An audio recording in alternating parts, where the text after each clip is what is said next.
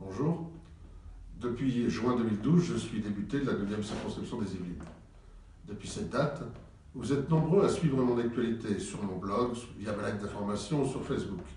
Un grand merci tout d'abord pour votre bienveillance et votre fidélité. J'espère que cela vous a permis de juger de mon engagement, mais aussi de mes convictions à travers de mes prises de position sur divers sujets et divers événements, et surtout, je crois, de pouvoir en juger sur la durée. Vous vous êtes souvent manifesté, vous aussi, par des j'aime, des commentaires, des mails, des courriels, des courriers auxquels j'ai essayé de répondre avec rapidité. Vous savez donc combien il me tient à cœur de rendre compte des actions que je mène au quotidien dans le cadre de ce mandat de député. Alors vous pourrez, à partir de demain, connaître ce bilan à travers une rubrique qui s'appellera 15 jours pour un bilan. J'espère que vous ressentirez dans ce bilan que du terrain à l'Assemblée, je me suis attaché avec mon suppléant Michel Aubry à défendre avec passion, avec conviction, avec dévouement, les intérêts de nos beaux territoires, les services à ses habitants. Vous verrez qu'avec la même énergie, j'ai défendu les valeurs, les projets, les ambitions que peuvent provoquer renouveau et espoir pour notre pays, en particulier pour sa jeunesse. C'est avec ces mêmes motivations que je serai à nouveau candidat à l'élection législative de juin prochain dans notre circonscription. Une circonscription, la 9e, qui regroupe 88 communes. Mais depuis dimanche, je serai aussi candidat pour défendre encore plus les valeurs de la droite et du centre qui ne pourront l'être par aucun des deux candidats en liste le 7 mai prochain.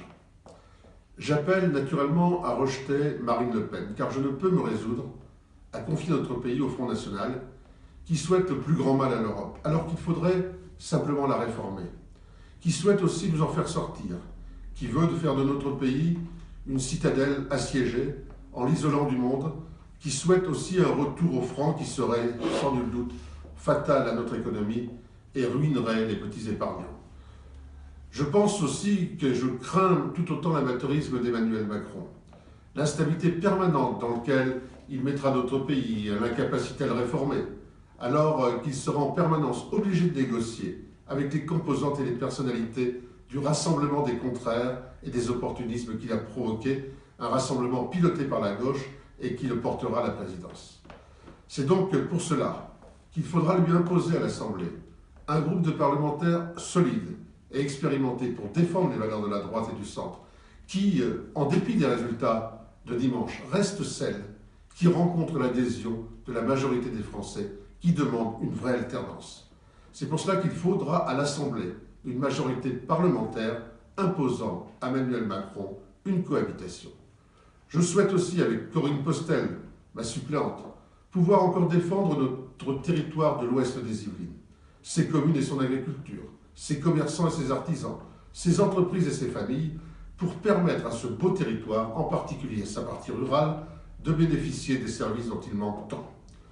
Je veux m'engager pour remettre notre pays sur le chemin du renouveau, de la croissance, de la sécurité, pour que nos jeunes puissent avoir de nouveau envie d'y rêver, de s'y épanouir, avoir envie d'y faire fructifier leurs talents, pour que tous les Français retrouvent fierté de l'être avec leur histoire, leurs valeurs et leurs racines. Alors je compte sur vous, vous qui avez été nombreux durant ces 5 années à m'encourager. Je compte sur vous pour soutenir mes positions et mes combats. Vous pouvez m'aider à les porter encore. Vous pouvez m'aider en relayant, en partageant mes documents de campagne, en participant à leur distribution, en participant à mes réunions publiques. Je compte sur vous, vous pourrez encore compter sur moi.